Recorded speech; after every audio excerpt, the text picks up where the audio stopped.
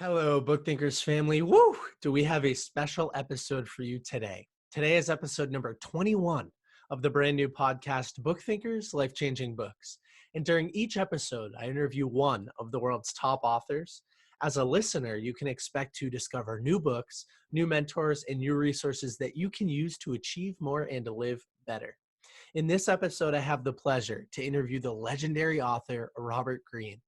Robert is the author of 6 New York Times bestsellers that deal with the nature of power itself. His writings have become law for those seeking power and influence. His work has been referenced in songs by artists such as Jay-Z, Kanye West, and Drake, just to name a few, and not shockingly, his most famous book, The 48 Laws of Power, that's also the book that I just finished reading. It's one of the most frequently requested books in the US prison system, and also one of the most frequently banned books in the US prison system. These are not just books that you read. These are books that you study, and they absolutely deal with the darker side of mankind. He is one of the most requested guests for this podcast and someone that I've wanted to speak to for a very, very long time.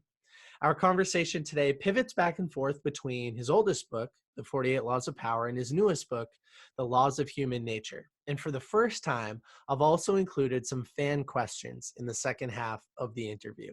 And so without further ado, please enjoy this amazing conversation with Robert Greene. Mr. Robert Greene, thank you so much for joining the BookThinkers Life-Changing Books podcast. For those in the audience, and there probably aren't that many, but for those in the audience that don't know who you are, can you briefly introduce yourself to them? I'm the author of 6 books. My first book, which came out in 1998, you see right there, The 48 Laws of Power. Wrote a book called The Art of Seduction, then The 33 Strategies of War. Then I did a book with 50 Cent called The 50th Law. And then my 5th book was Mastery. And my last book, The Laws of Human Nature, which came out 2 years ago. And basically, I have a certain kind of format that I follow. If you know my books, you know that I always use a lot of history and stories from history to sort of illustrate my ideas.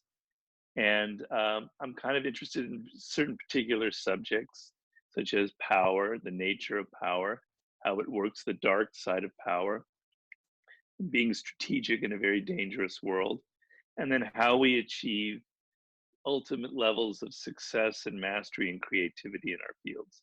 And my last book is sort of a synthesis of all of my work so that I can make you understand why the people around you can be so weird and so difficult to deal with at times. So that's really who I am. I'm just basically a writer. You're an iconic writer, to say the least.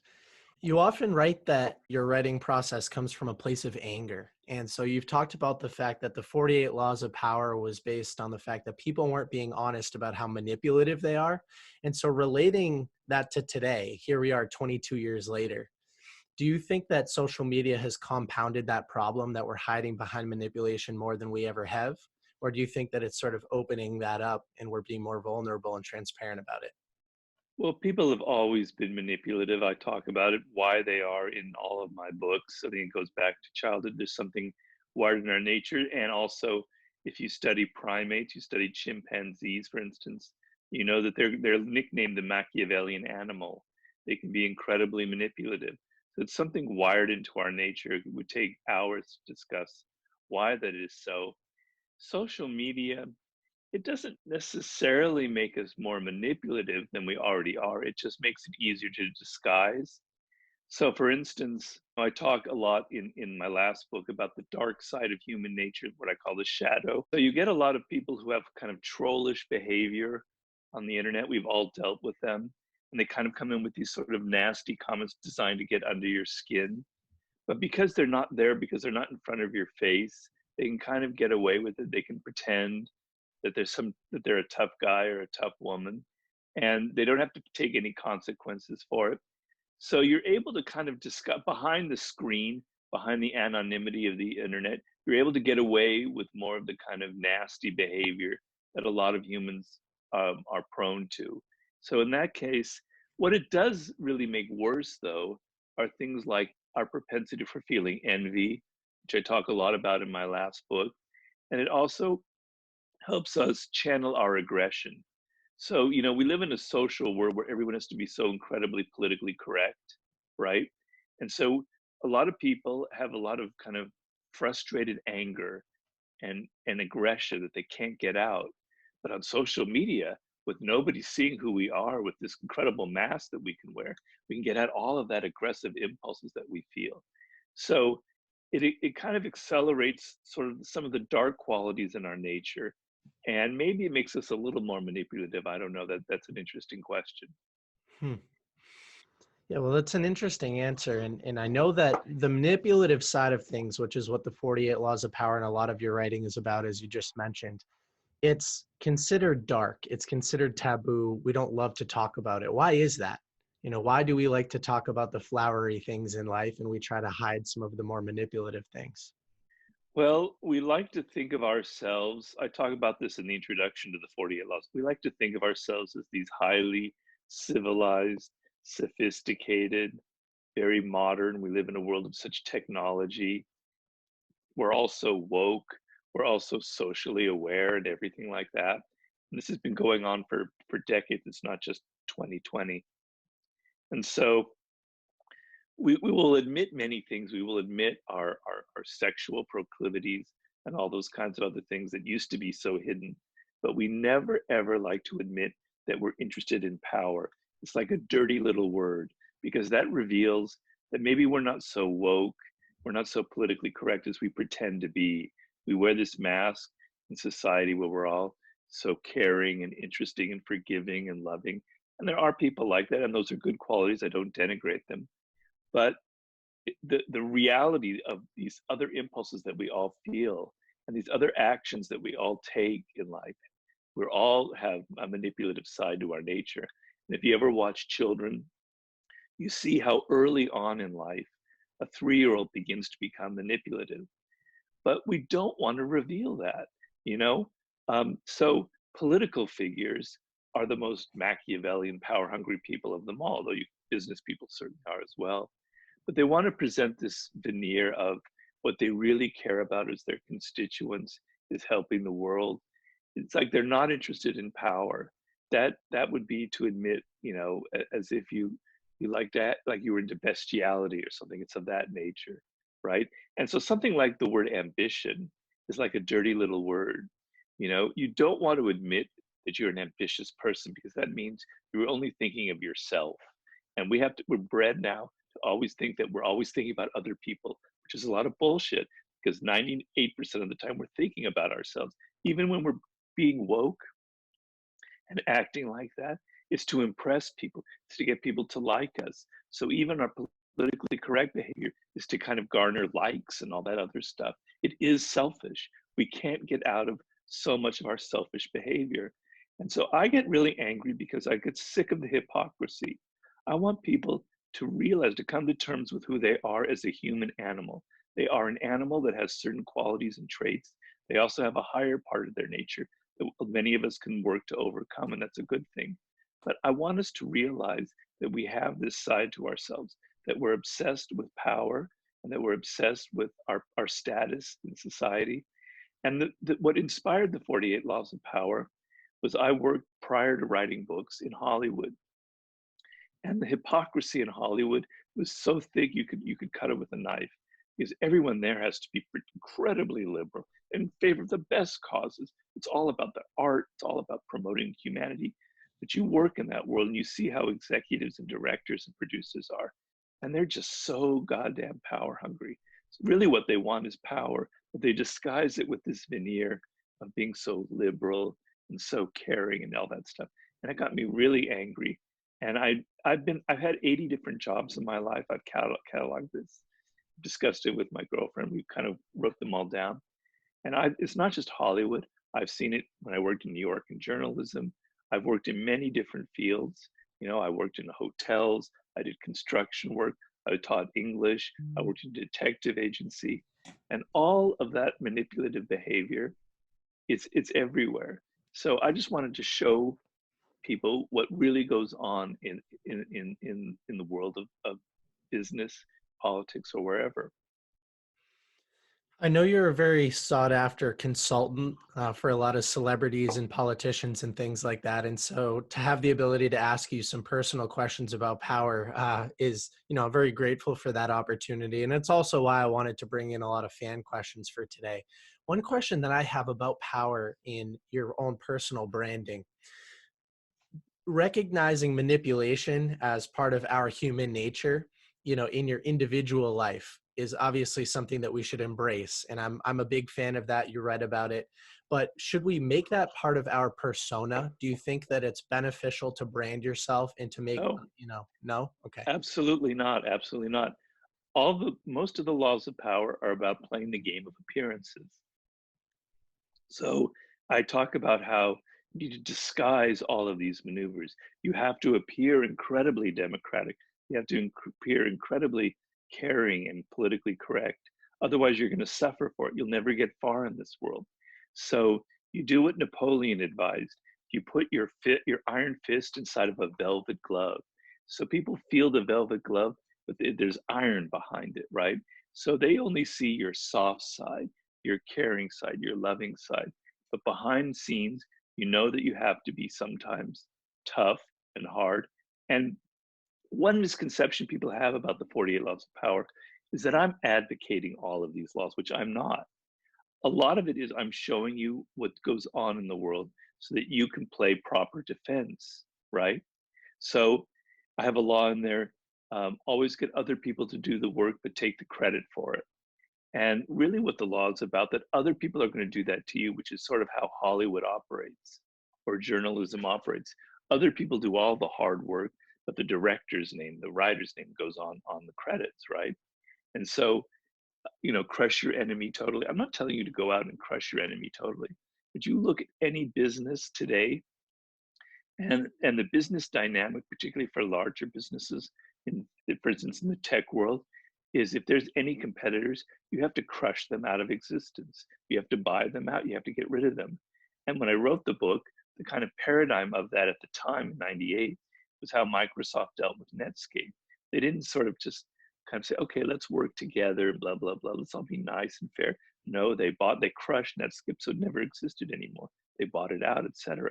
So a lot of the laws of power aren't just about what you need to go out and do in the world. It's making you more aware so you're not so naive. Because I know for me, I'm not really born with that kind of hardcore DNA. I'm not really a completely Machiavellian character. I have a soft side, which I'll admit, and I suffered for it. I was very naive.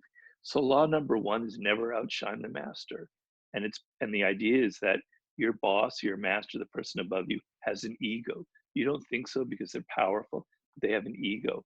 And if they feel threatened by you, if they feel that you're more popular than they are, you're going to suffer for it. And I personally suffered for it 3 times, and it was very painful.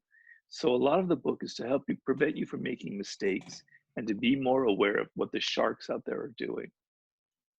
As a lover of nonfiction, that misconception that you just highlighted is something that I found in a lot of the comments and the proposed questions, but I didn't see myself. Like, I looked at this object in front of me as a tool to understand the world, not as a tool to go take advantage of the world. And in some Right. parts it is, but that's a very interesting misconception that a lot of people have.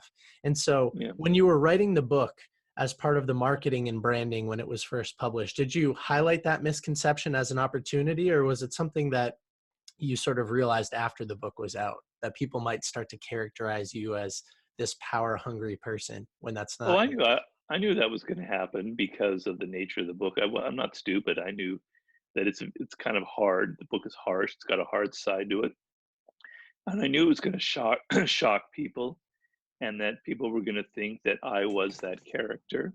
And I didn't mind, and I still don't mind people thinking that I am that way.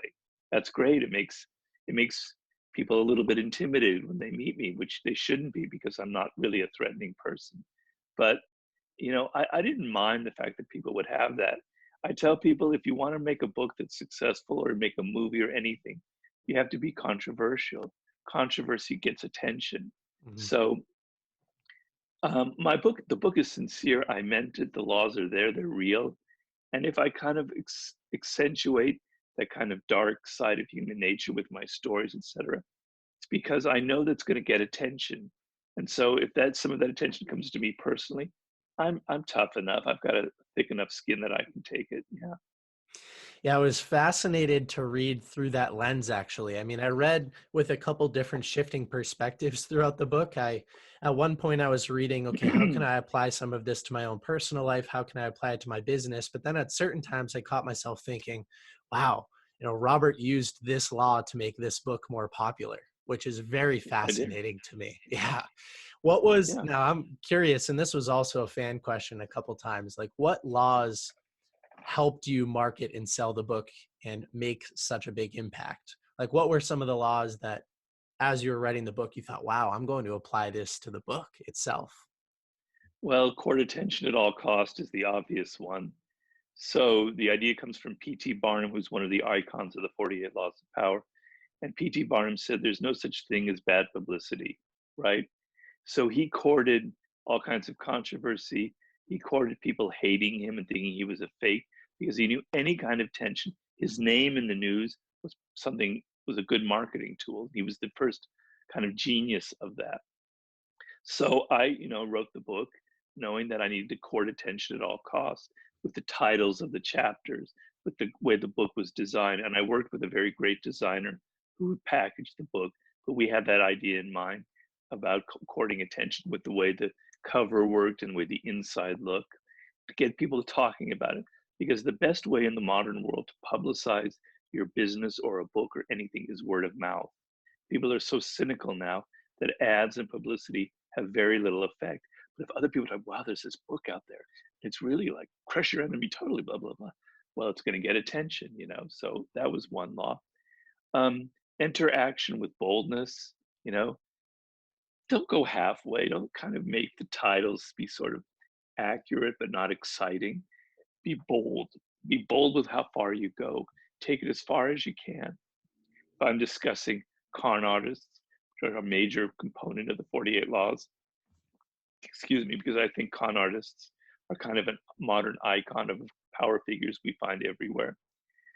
I want to make the stories kind of, you don't know whether I'm advocating to be a con artist or not.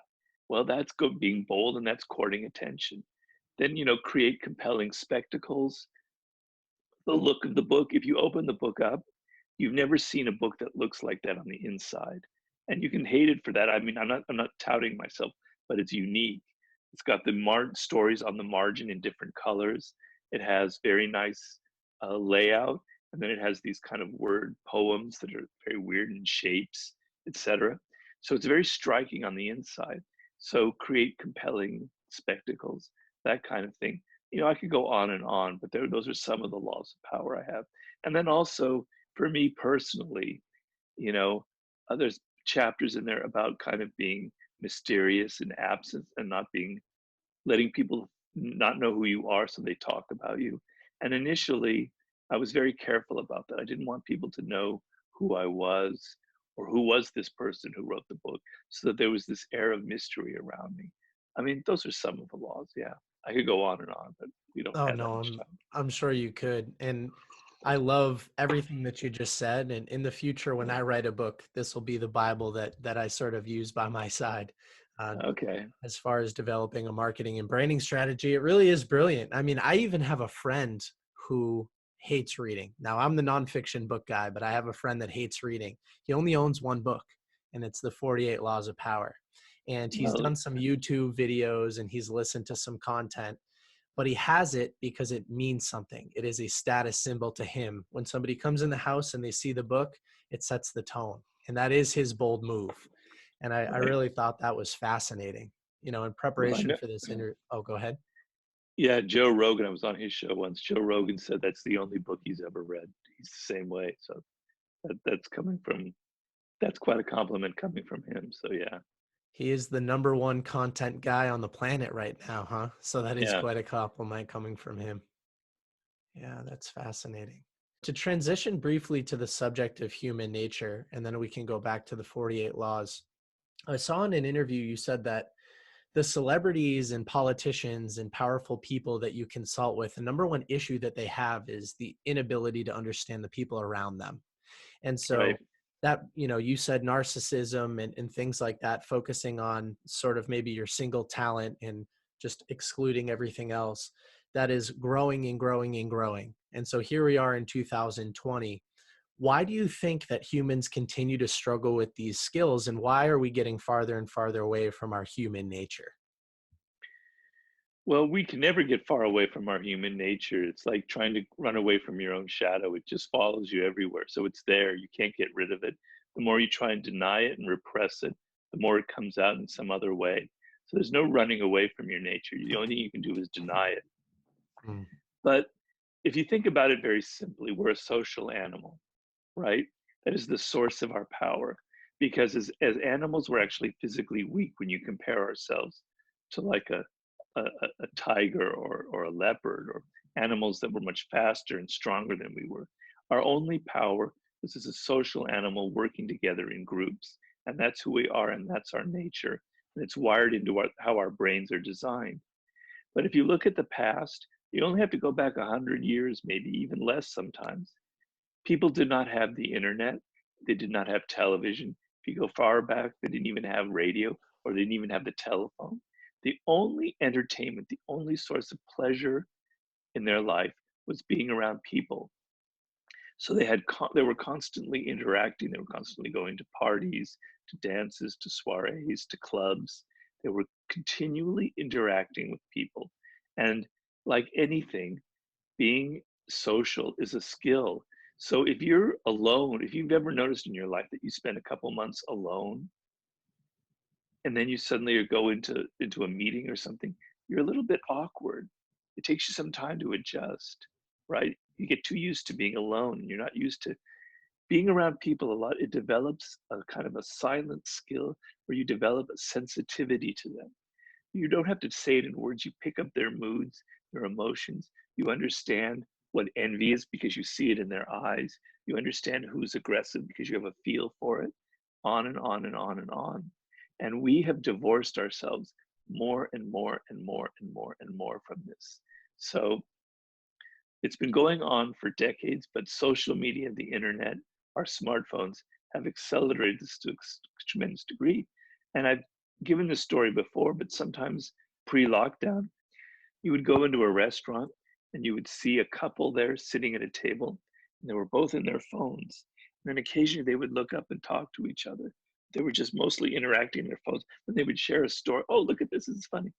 That eye contact, that sense, that fine grained attention to other people, we're losing it because we're not spending enough time around people. We're losing that skill. And so people are increasingly naive. And so in my consulting work, I'm dealing with some people who are very powerful, very successful in sports, in entertainment, in business and politics. And they have a sense of the technical aspect of their work. They know, how to run a business, they know how to make money, but they never learn how to deal with people. And so the number one problem I deal with in my consulting is, for instance, an example would be, I have a business partner that I brought into the company. I thought he or she was really smart and really into the company and had this kind of character that would mesh well with me, that they were all for the team. And then I discover that they're not, they're a shark, and they're trying to take power away from me, and they're taking the company away from me. Robert, what do I do? And it's because you didn't notice the signs that people give off. People are very good at charming you. So if you're dealing with a shark, someone who's very aggressive, they don't wear horns on their head. They don't come saying, look, I'm an aggressive person, beware. They've learned to disguise it. And you're charmed by them. And then you become a partner with them. And then lo and behold, the mask comes off and you see the horns. Well, you have to be better at judging people. And it's not just everyday people, but our business leaders, etc., are becoming weaker and weaker and weaker at this very basic skill. So that's what my book is designed to help you get over this kind of weakness and strengthen your social instinct, your social knowledge and skill. As I was going through this book and then doing preparation for this interview, and I started to learn a little bit more about that book, The Laws of Human Nature, the more I started to understand why you wrote it and how it's the culmination of all of your life's work, pretty much. I'm definitely going to read the book, and I'm very excited because I've noticed in my personal life and business that the more I can stop and pause and reflect and observe, the more I can advance. And so it's counterintuitive. We live in a world that's fast, fast, hustle, hustle, but you need to learn to observe. And I know that you teach that sort of framework in the book. So I'm excited to dive into that. Yeah, it's also the subject of my book, Mastery, or one of the subjects. So that book is about how to master your field and have the highest degree of success, right? So it's not about money, it's about being so great at your field that the money will eventually come. Okay, and I look at masters in all different fields. But I have a chapter in there on social intelligence. And the reason I put that in there is you can know everything about business or music or the arts or podcasting, whatever your field is. But if you don't understand people, you're going to have a miserable life full of drama, full of conflict, full of all sorts of other problems. So this is and the number one thing that you need to do is to develop your powers of observation, as you say. It's a skill like learning how to play the guitar or anything. And I have a chapter in my new book about empathy as the polar opposite of narcissism. And I also have a chapter about nonverbal behavior because 95% of human communication is nonverbal through our body language, through our tone of our voice. You're missing all of these signs because you're not observing people. And I teach you very, very strong, very in detailed fashion in the laws of human nature, how to make yourself a superior observer of people. And that once you develop that skill, it will go with you wherever you go. So if you're in a job interview or you're interviewing someone for a job, you suddenly have the ability to see through their mask and understand them. Or you're having a personal relationship. We've all had the tragedy of misjudging someone's character in an intimate relationship. And boy, do we pay for that years later with all kinds of emotional drama, etc. How to see through the masks that people present to you and how to judge people's character. So observing people is an incredibly critical skill. And you say that we used to be much better at observing nonverbal communication, right? Like Yep. human beings used to sort of communicate in much more efficient ways without language. Well, it's not that we were better at communicating it, it's that we observed it better. So I'm trying to tell you, if you go tomorrow in your office or where if you're in an office now, which you might not be, whomever you're interacting with, you can start learning the language. Nonverbal behavior is like a second language, and there are all sorts of signs of it. You're just not paying attention. So people are constantly oozing out all of their secrets, all of their desires. I teach you how to distinguish between the fake smile, which you see almost every day, the kind of tight smile. It's not real, it's fake. In fact, it very well might just be disguising the opposite. Might be, I really don't like your idea, but I'm smiling anyway. And then what a real smile is, I can't fake a real smile because it has to happen. But the whole face lights up, the eyes light up, the cheeks raise. You see it, you sense it, that there's something real and authentic. It's almost impossible to fake. It takes an incredibly trained actor to fake a real smile. Well, this is going on every day around you. And to know that just that one piece of information, that the person is not really smiling because they like me, they're smiling just to pretend, sort of, kind of smooth things over. That's a very important piece of information. Or to know by people's body language when they come up to you, whether it's signaling they want to interact with you or they're actually edging their body away from you because they want to get away, very subtly, the way the feet are positioned. Or the look on someone's face when you suddenly come up to them. They have this word in nonverbal communication called micro expressions. And what that means is people have a flash on their face for not even a second, for a quarter of a second, that reveals their real emotion. So they might, I mean, that's a very terrible example, don't do it. But a flash of distaste or scorn, and then they quickly disguise it. And if you come up to someone really quickly and surprise them, you'll either see that they're delighted to see you, in which case it's very real, or you'll see something else that they trying to hide their irritation and they fake it. These are things that you can start learning tomorrow, and they can revolutionize your ability to understand people, to figure out what people really think about you, for instance. Hmm. That's fascinating. That's fascinating. And do you think that the newest book, Human Nature, pairs well and complements the 48 Laws well? Are those two books, do you believe, the two that people should read if they can only read two of your six? Or does that book pair with something else better? You know, it's kind of my ultimate book. The 48 Laws of Power is the book to begin with if you're dealing with a lot of power games. If you're in an environment, let's say you're in the music industry, which is considered the most Machiavellian business on the planet. You know, 50 Cent told me that, but I've heard it from others. Well, that book, you better read it or you're going to be in a lot of trouble, you know? Or if you're an athlete, believe it or not, sports is an incredibly Machiavellian environment with owners and how they treat you. I've dealt with a lot of athletes, and they're always shocked how they're treated like a piece of meat in the end. They weren't expecting it. So if you're dealing with a lot of power issues, a world where people are very manipulative, you're going to want to start with that. But if you're not in an environment like that, and you notice that you're having some issues with people, you don't feel like you interact with them well enough, that it's kind of something that's limiting you. Mm, It's a more general book, but this is a book that's going to ground you very much so in human psychology. So if that's the issue, if you're not in an extremely shark infested environment, I would begin with the laws of human nature because it'll ground you in all of the concepts. So one of the laws of power I call never appear too perfect. It's law 46. And the idea is if you seem too great, too wonderful, too good at everything you do, you're going to stir up envy, and envy is very dangerous in the world, and it can lead to all kinds of problems. Okay, and I explain that. The laws of human nature, I have a chapter just on envy, and I go very deeply into why we're envious and the signs of why people might be envious around you.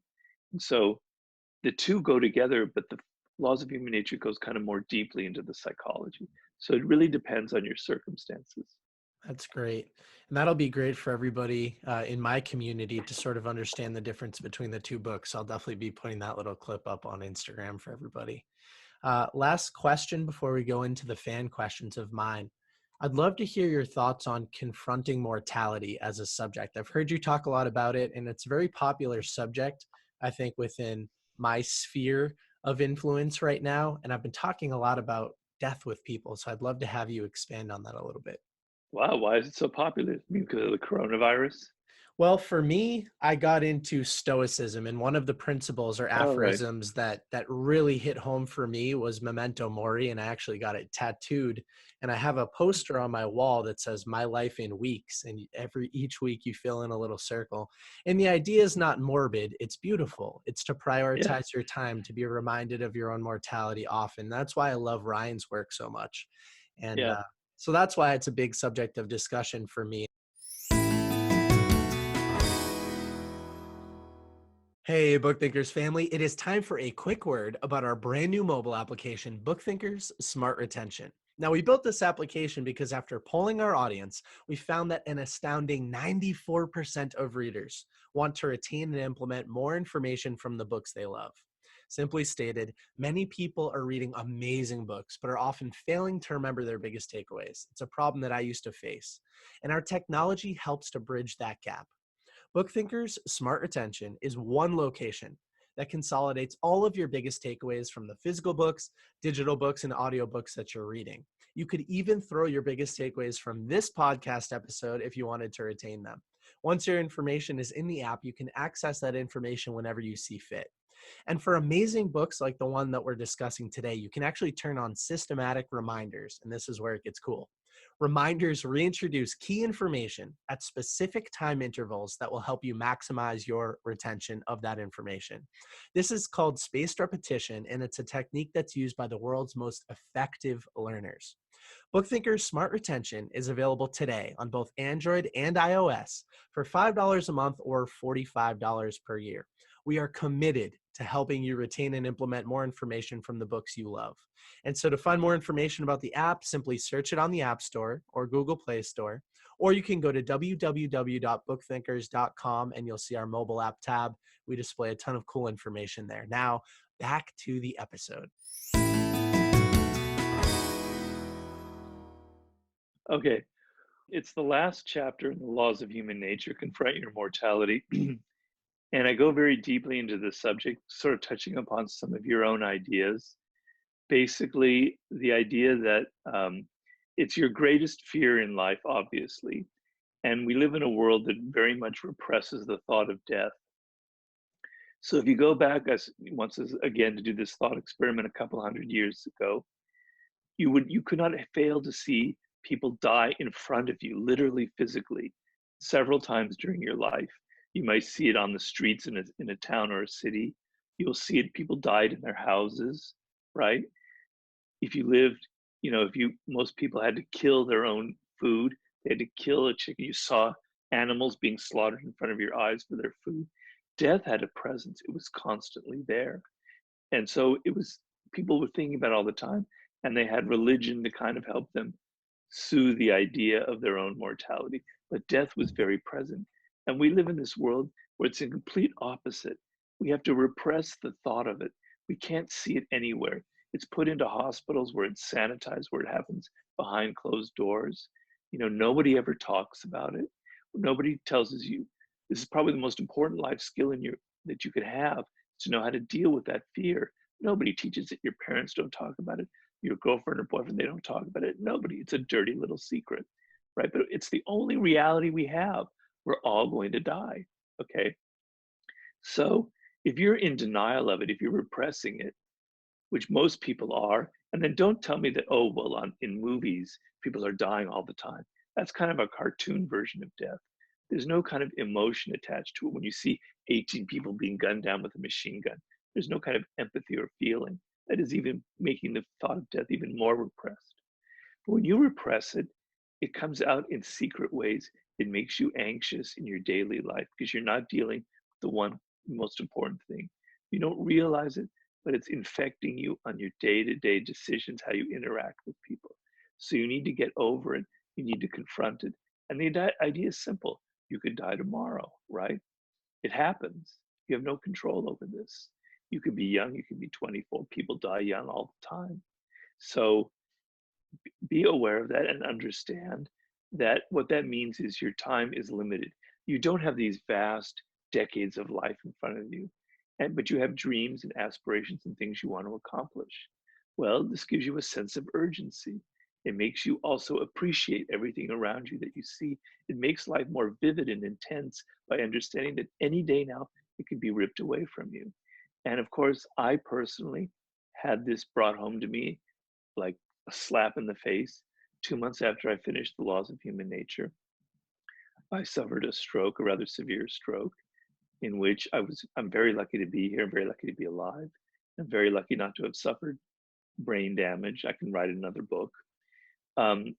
It was just a matter of a couple minutes and it was over. I was in a coma.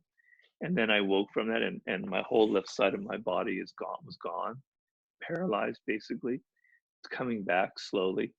But anyway, I had to confront that right in my face, like just after I wrote the book. And what I wrote about in the book is true. So now, if I'm sitting there going out in the world in any way, and I look around me, I go, because like a couple of days ago, I had the 2nd-year anniversary of my stroke. And I think this could have been the 2nd anniversary of my death very easily. People would be talking about, wow, Robert died 2 years ago today. Wow. So I'm looking at the world and I'm seeing, I'm suffering because I still can't walk very well, but look at everything that I see, look at everything that I have. It makes everything more intense. The colors are more intense. The sounds are more intense. The feeling of being connected to other people is more intense because now I'm aware not just of my own mortality, but that the people I'm with, my girlfriend, she could be gone tomorrow. My mother, who's 93, she could be gone tomorrow. I have to appreciate them on a higher level. I have to understand But everybody has this in them. And knowing that you, Nicholas, are also facing it is a way for me to connect to you. It's a way to deepen my empathy and understand you on a very deep, basic, primal human level. I could go on and on and on. It's sort of the subject of my next book, the essential powers that confronting your mortality will give you. I call it the sublime, which I introduce in the laws of human nature. But because it also opens up this idea of how amazing the world is that we live around us, that we take so much for granted because we just think that we're going to live forever. So it's an incredibly important concept to me, and it also very personal in the sense that I came this close to dying myself. Well, thank you for taking the time to go through that. I selfishly, I need more context from people like yourself so that I can articulate that very important lesson of intentionally confronting fear and why everybody should be confronting fear because of what it's done for me. But sometimes I can't articulate it as well as somebody like you can. So I'm definitely excited to read that book. And I've read like On the Shortness of Life by Seneca and Meditations by Marcus, Yeah, and books yeah. like that have been very important in helping me to understand those concepts. Another writer who I think you should read is Montaigne, Okay. the 16th century French philosopher. Writes some of the most powerful stuff about confronting your mortality.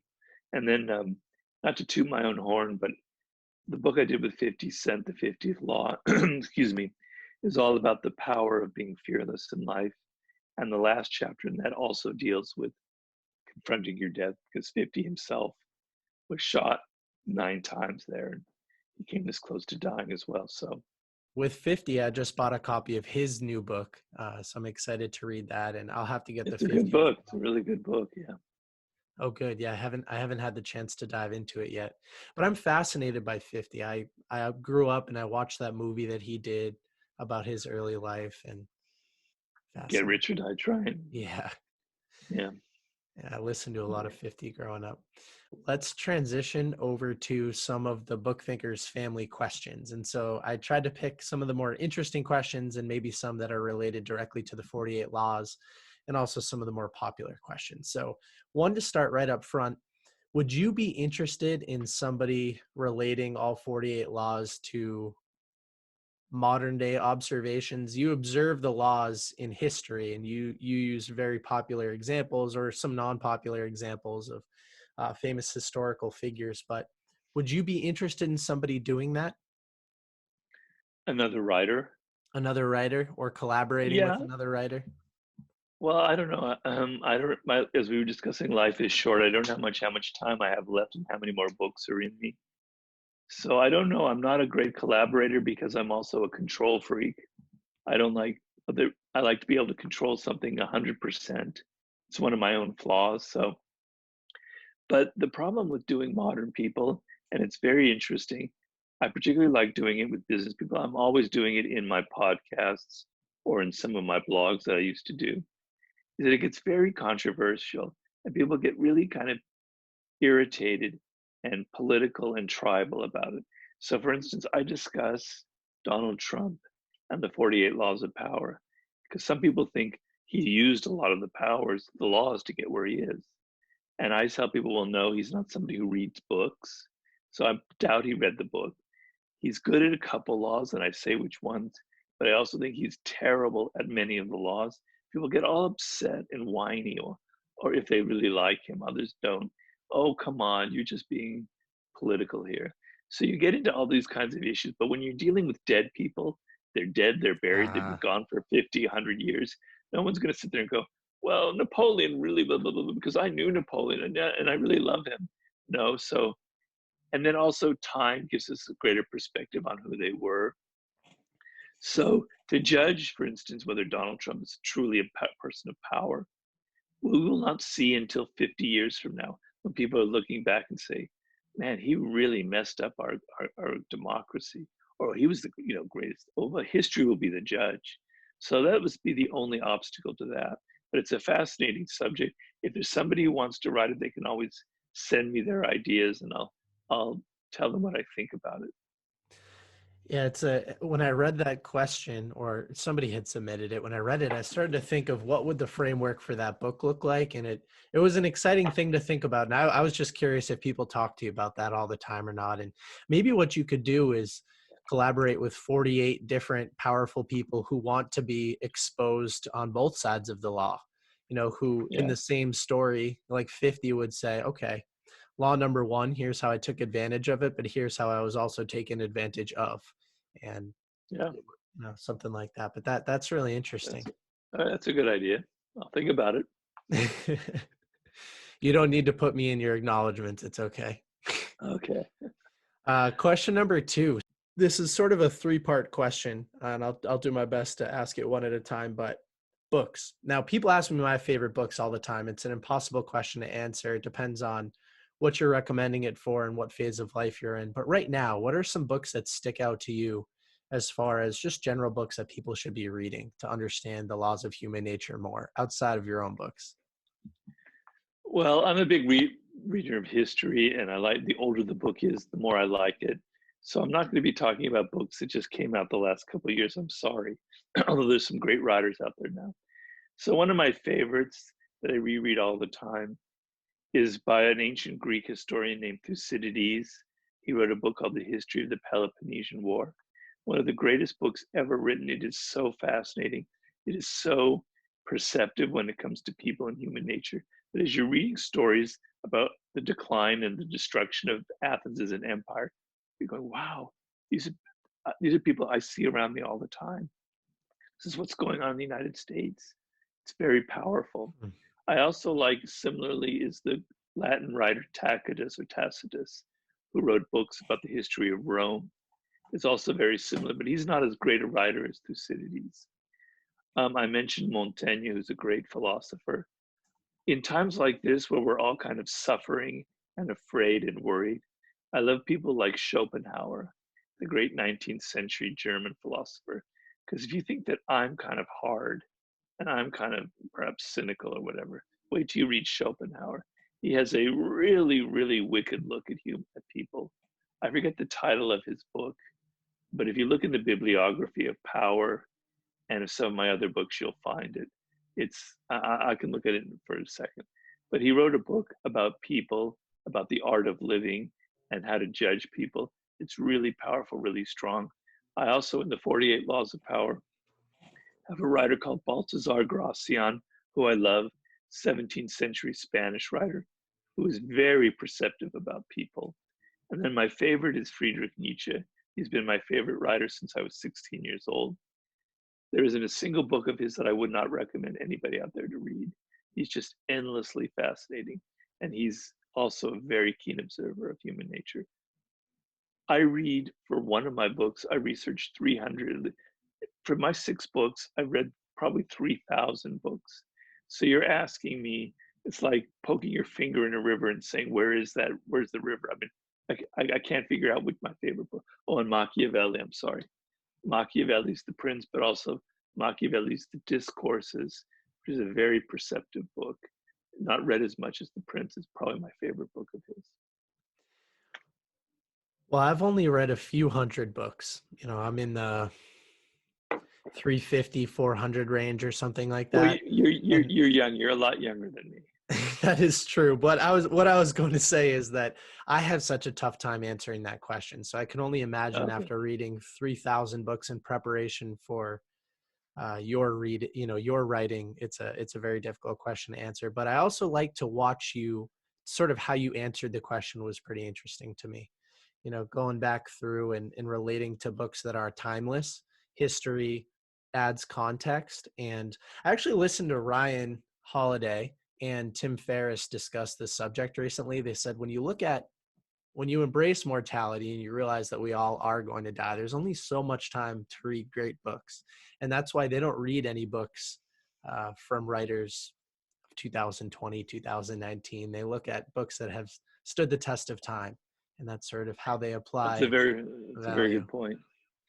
Yeah, life is short. I also forgot to mention Sun Tzu, The Art of War, which is one of my favorite books. I use my third book, which I highly recommend. I'm sorry if I do that. It's 33 Strategies of War. It's the ultimate book on how to be strategic in life. And Sun Tzu was sort of the main influence for that book. I have a friend of mine who just we've been reading books about how to identify yourself so that you can clearly represent your brand. And he just identified as strategy. So I'll gift him a copy of that book. Okay. Yeah, and my follow-up questions were about how many books have you sort of read all time and what's the next book coming out? So you sort of answered some of those questions. I did read about a TV show series. Is that still happening? Well, it is. It's with Drake's company, and we signed a deal with Quibi, which is kind of a sort of a slight disaster. The company launched in April. It's not doing very well. So it's in what we call in Hollywood development hell, which means it may never get out of hell and enter purgatory or ever even get to heaven. It's probably just going to be, I don't know if it'll ever happen. I've been dealing with people wanting to do the 48 Laws of Power for television for 15, 16 years. I've heard everybody tout every kind of proposal. It still hasn't happened. I was on the phone with 50 Cent 2 days ago. He was talking about how he wants to do it. And if this deal with Drake doesn't work, I have plenty of other people who maybe will happen. Eventually, I think it will. It just, I may not be alive when it happens. I hope you are. And in that TV show series, maybe they could use some modern day examples, or like we were talking about Definitely. before. So that would be a good sort of combination of both. And maybe my friend who won't read the book but has it on his coffee table, maybe he'll watch the shows. Uh, Okay. I know you said you don't have that much more time to write that many more books, but are there any people that you wish you collaborated with? Are there any more 50s out there that you're pursuing, or that you wish you didn't say no to when they proposed a book idea? Maybe Kobe Bryant. Yeah. I'm a basketball fan, freak. Los Angeles Lakers are my team. I'm not a young man, so I can remember. And my Laker love goes back to the 1960s, believe it or not, very deep. And so I loved Kobe because he epitomized a lot of what I like.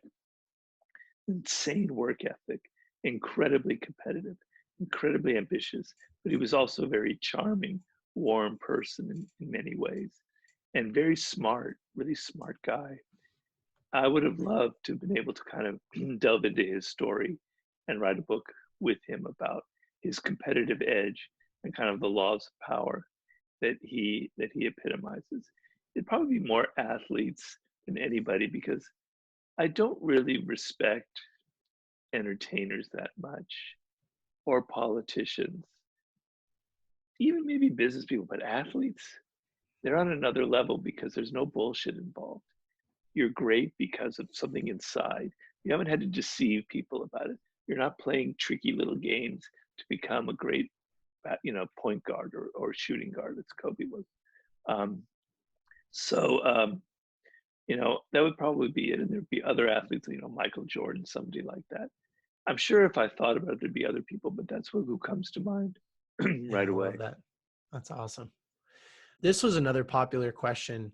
Where does somebody start with the 48 laws? Do you recommend reading the full book one time through without stopping, or do you recommend jumping around based on current interests or problems that somebody might be facing? It depends on who you are and what you're facing. So, the best thing would be to read the book all the way through. You don't have to read it in one sitting. You can take your time, take as many days or weeks or months as you want. But if you're dealing with a particular problem where, somebody is playing all kinds of weird games where they're disappearing from you, they're not answering your emails or something. There's specific laws about the games people play as far as not committing to you or using their absence to make you want them more. You'll hone in on those laws when in the front of the book, you'll see a description of each chapter. So if you're dealing with a particular problem like that, there's a chapter on keep people in suspended terror, use an air of unpredictability. I've known a lot of people who've had bosses like that, where they're very unpredictable as a power game to kind of keep people on their edge, on their toes. Like you never know if they're going to yell at you or praise you. And it's very powerful manipulative technique. If Mhm. that's what you're dealing with now and it's driving you crazy and it's making you miserable, read that chapter right away. Just depends on who you are, but the best thing would be to read the whole book and then go back to specific chapters as they come up in your life. Great answer. This is one that a few people asked in different ways, and I think there's a deeper way to ask it that I'm not smart enough to formulate. But do you believe in karma? And I think the reason a lot of people ask this question is because they look at the laws and they think of them as deceptive, which a lot of them are. And they say, okay, if you execute on these, then you might be creating bad karma in the world. So it's going to come back and bite you, not in the form of business dealings, but in the form of something else, worldly, up and above. It's going to come back and bite you in the butt. Do you believe in that? Well, I don't believe in the I don't wouldn't say totally I'm kind of agnostic about the mystical concept of karma as it comes through Buddhism. Um, but there is a kind of karma that exists as a social animal, and I do believe in it. So that, and I talk about it in the 48 Laws. People think that the book is all about manipulating ugliness. It's not. There's all sorts of books about seducing, about pleasing people, about Mm, knowing how to get them on your side, right? There's one chapter called "Win the Hearts and Minds of Others." That means if you're in any position of power, if you offend too many people, it's going to come back and bite you. Karma will bite you. You need as many allies in this world as possible. Nobody ever, and I'm getting sick of it. Nobody ever points to that chapter. It says, "Wow, that's great." They always point to crush your enemy totally. That's because people want to hone in on the controversy. But there are plenty of laws about that. And then I have a chapter about being generous called Despise the Free Lunch. Being cheap with money is a sign, is a very unpowerful thing. But being generous with your time, being generous with your energy and your money, it's actually a sign of power and will bring more power. So your actions towards people, as far as trying to win them over and be their ally, eventually will redound to your favor and will help you in your success. But if you're a shark who's alienated so many people over the years, there will be a karmic effect of it eventually. You'll have no allies left. It's going to limit how far you can go. And I see it again and again with people, even in business, where they've alienated so many people in their rise to the top that there's nobody left to defend them. And what happens a lot is if you make one wrong move in this world, I talk about it in the laws of human nature and I give examples. I have a chapter on authority and what makes a person have an air of authority.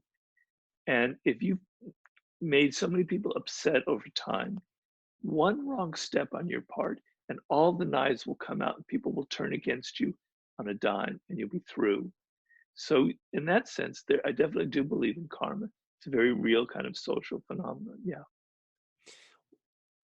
as I've been reading the book and discussing it with the people in my circle, I've been highlighting a lot of those positive characteristics from the book. And the line that really sticks out to me is become a source of pleasure for other people. And I've been right. talking about that a lot because there is so much inherent good in becoming a source of pleasure for other people, especially naive people. If they walk away from you and it's a symbiotic relationship, they get to feel really good. You help them feel good, you help them accomplish something, but it's also increasing your power, then that's a beautiful relationship. Well, that's the subject of my second book. Sorry to be doing this all the time. No, it's The art perfect. of, the Art of Seduction, which is just about only about that. And the famous quote, and one of the great seducers in history, a social seducer, not a sexual seducer, was the 19th century English Prime Minister Benjamin Disraeli. And his great rival was this man named Gladstone, who was like the polar opposite. And this woman once had a very famous quote. She said, "Sitting next to Mr. Gladstone at dinner, I thought he was the most brilliant man in the world.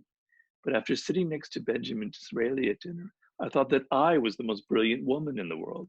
That is the effect of a great seducer versus someone who's all about themselves.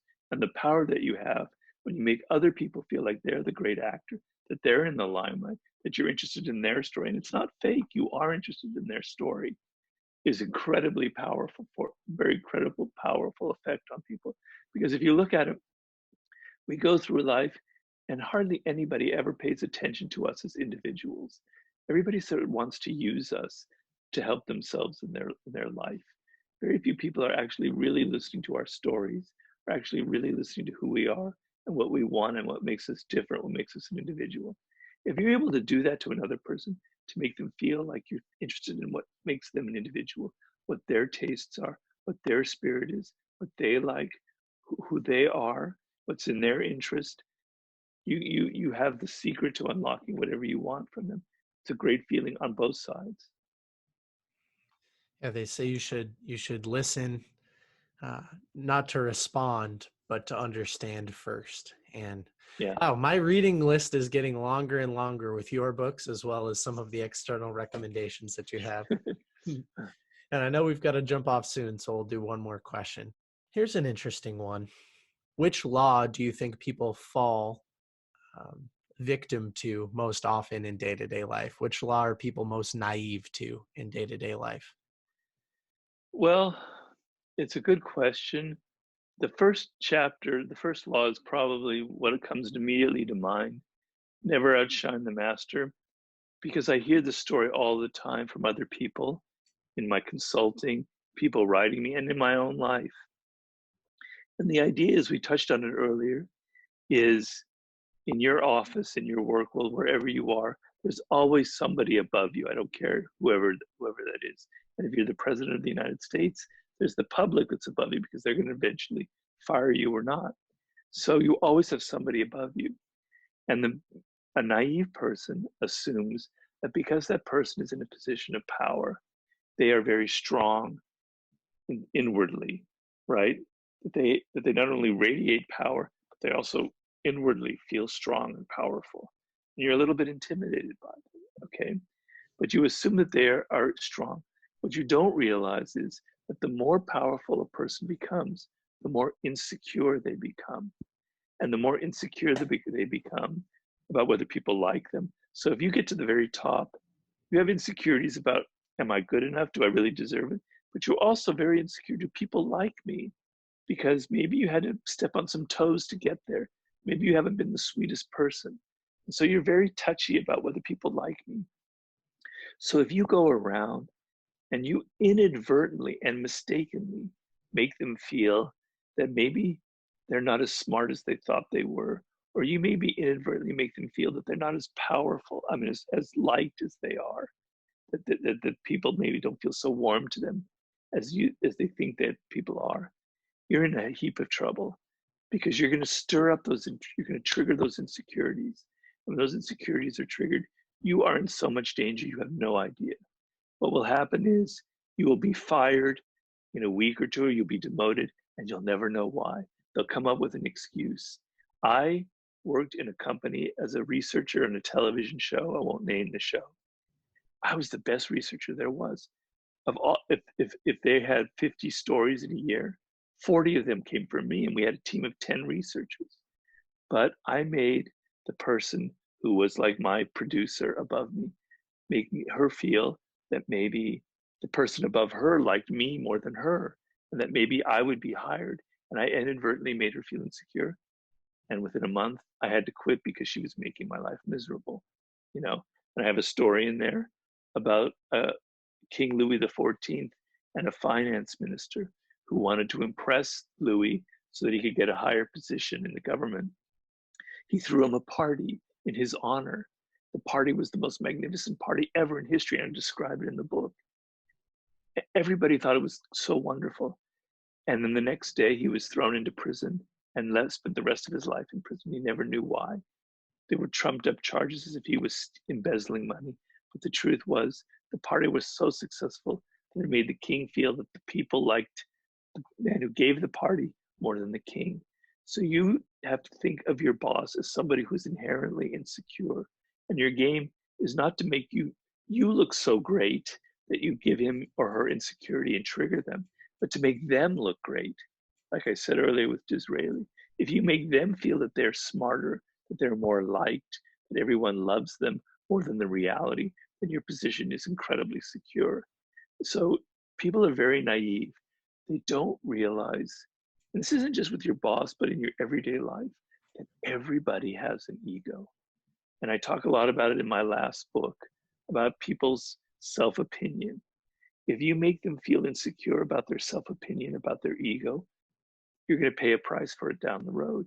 And your job is to always be aware of people's insecurities and never inadvertently feed them and make them feel more secure about who they are. So that would be the law that I would point out the most. I know that I've broken that law quite a few times, or I haven't been conscious of it with the people in my circle, especially professionally. It's a very clear way to look at it. Well, Robert, Right. thank you so much for joining the podcast today. This was Thank an you. amazing conversation, and you're obviously very good at what you do. For people who are listening to this and they're excited about one of your books or learning more about you, where should they go? What should they do?